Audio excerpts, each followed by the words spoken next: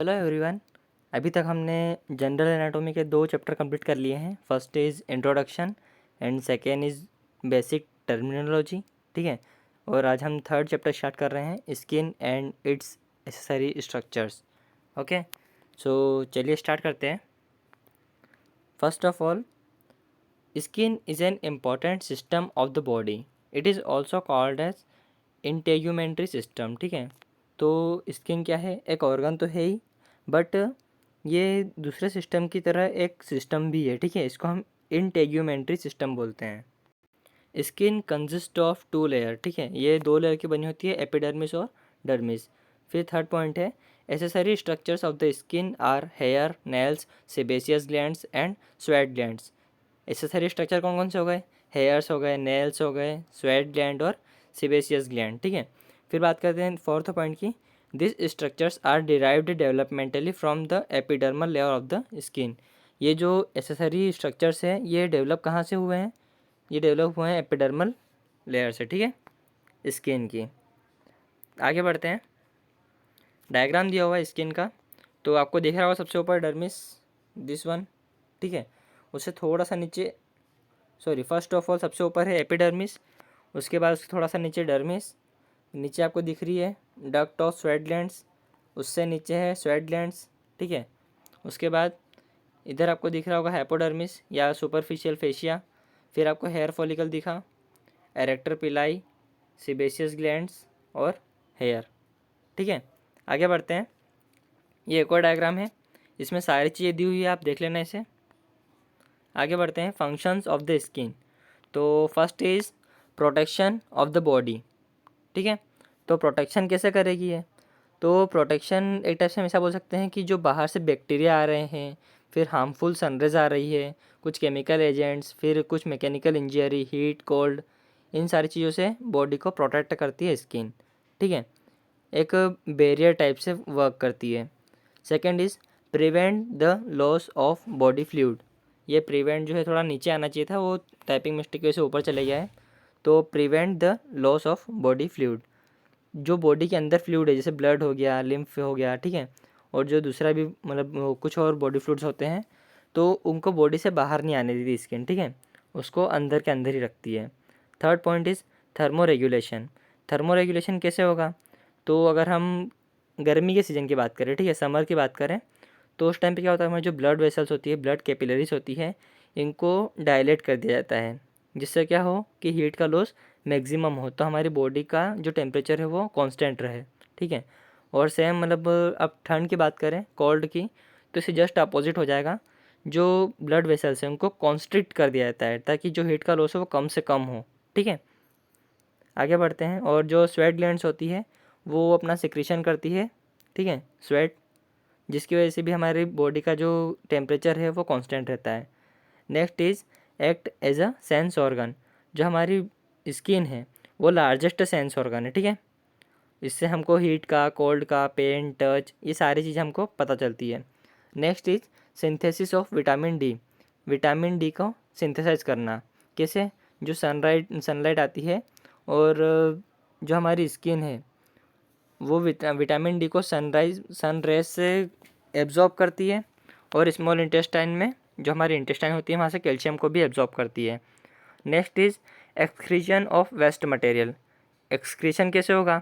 तो ये urea, ammonia, salts, CO2, ठीक है, ये कुछ इस टाइप के सब्सटेंस होते हैं जिनको स्किन एक्सक्रीट करती है। ठीक है। कैसे करती है? स्वेट के फॉर्म में। Next is absorption of lipid soluble material.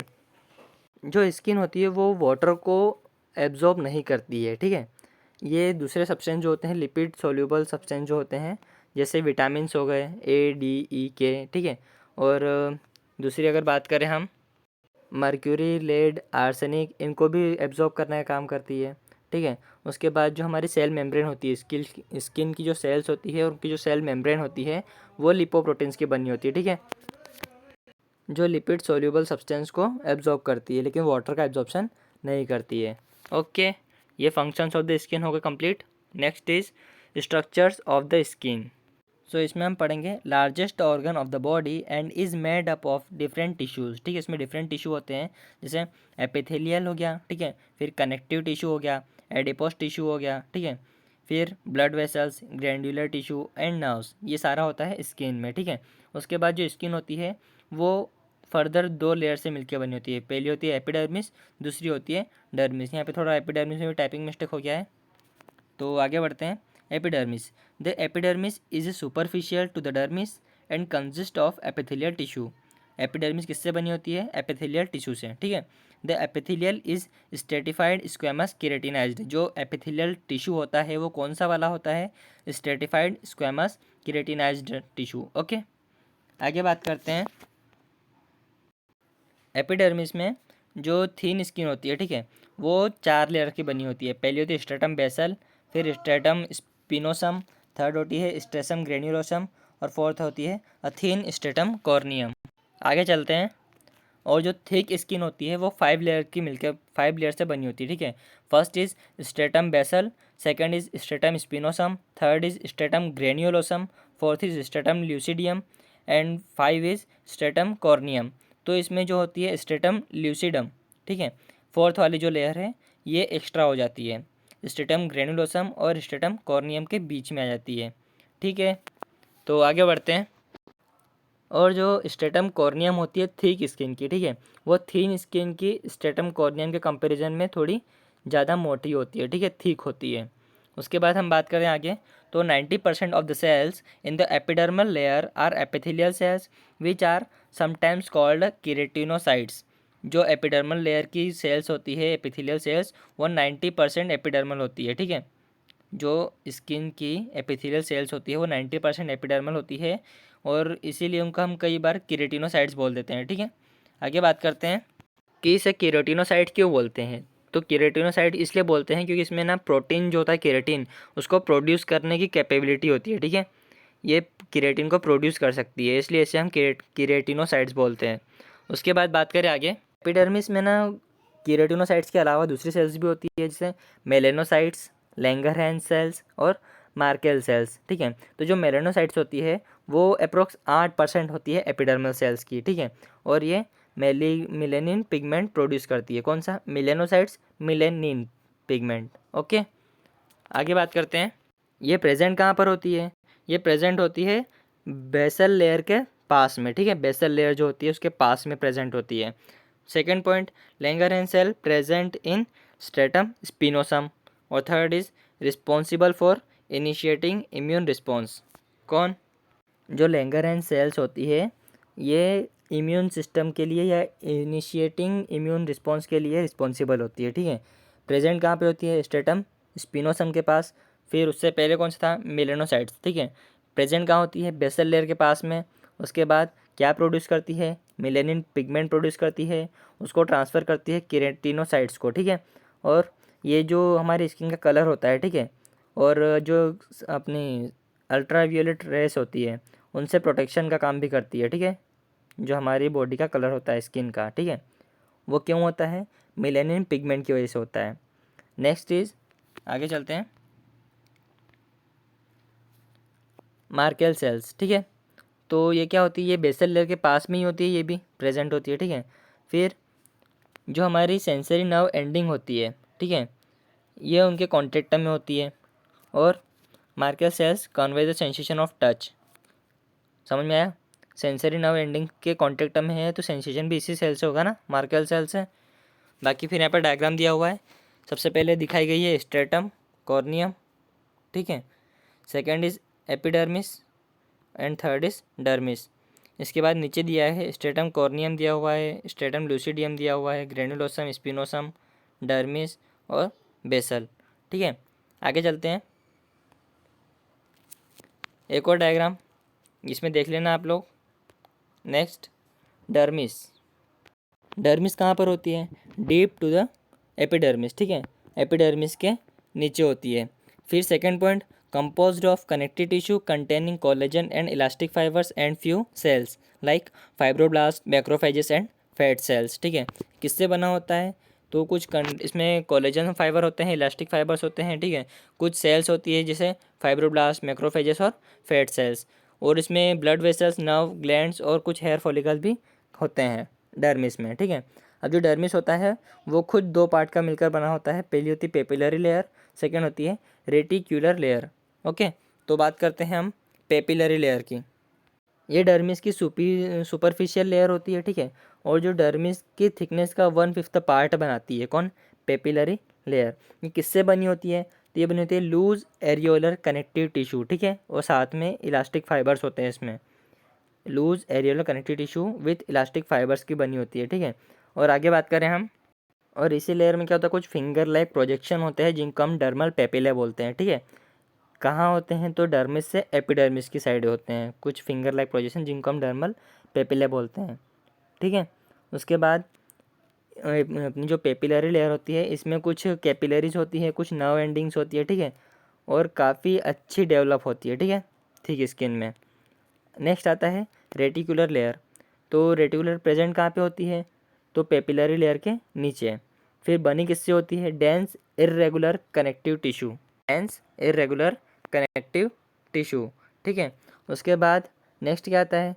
इसमें course bundle of collagen fibre भी होते हैं, ठीक है, और लार्ज ब्लड वेसल्स होती है और नर्व्स होती है, ठीक है, इसी लेयर में होती है रेटिकुलर में। फिर आगे बात करते हैं हम, इसी लेयर में मतलब रेटिकुलर लेयर में जो बंडल्स ऑफ कोलेजन फाइबर होते हैं वो मोस्टली मतलब पैरेलल रोज में होते हैं, ठीक है, पैरेलल लाइन में होते हैं। तो इनको हम क्या बोल देते हैं? लाइन्स ऑफ क्लीवेज बोल देते हैं, ठीक है, लाइन्स ऑफ क्लीवेज आगे आएगा। तो नेक्स्ट इज़ हाइपोडर्मिस। तो ये कहाँ होती है? ये beneath the skin is a layer called the hypodermis. Skin के नीचे एक लेयर होती है, इसको हम हाइपोडर्मिस बोलते हैं, ठीक है, इसको हम सब क्यूटेनियस टिश्यू भी बोल देते हैं। ये बाउंड्री होती है डर्मिस और हाइपोडर्मिस, ठीक है। इसकी जो बाउंड्री होती है वो अभी तक डिफाइन नहीं की गई है। उसके बाद जो हाइपोडर्मिस होती है इसमें एरियोलर और एडिपोस टिश्यू दोनों होता है, ठीक है। आगे बात करते हैं टाइप्स ऑफ द स्किन। तो टाइप्स ऑफ द स्किन दो टाइप की होती है, थिन और थिक, ठीक है। तो थिन स्किन क्या होगा? ये थिन स्किन पूरी बॉडी में प्रेजेंट होती है, ठीक है, तुमको जितनी स्किन दिख रही है सारी थिन है एक्सेप्ट पाम और सोल्स।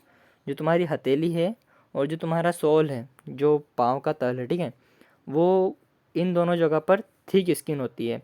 बाकी ओवरऑल बॉडी पे थिन स्किन होती है। मतलब पूरी बॉडी पे 4 लेयर जो अपन ने पढ़ी थी अभी, और थिक स्किन पे 5 लेयर हो जाएगी, ठीक है, पाम और सोल पर। यहाँ पर थिक और थिन के बीच में डिफरेंस दिया है, तो मैं आपको थोड़ा थिक स्किन के बारे में बता देता हूँ, उसके बाद आप डिफरेंस पढ़ लेना और फिर हम आगे बढ़ते हैं, ठीक है। तो थिक स्किन होती है पाम, मतलब जो अपनी पामल सरफेस होती है वहाँ पर, और सोल में, ठीक है। उसके बाद हेयरलेस, मतलब यहाँ पर हेयर नहीं होते हैं, ठीक है, स्वेट ग्लैंड्स होती है, और थिक स्किन में कुछ रिजेस होते हैं, नैरो रिजेस होते हैं, इनको हम एपिडर्मल रिजेस बोलते हैं, जिनको हम फिंगरप्रिंट बोलते थे नॉर्मल लैंग्वेज में, ठीक है।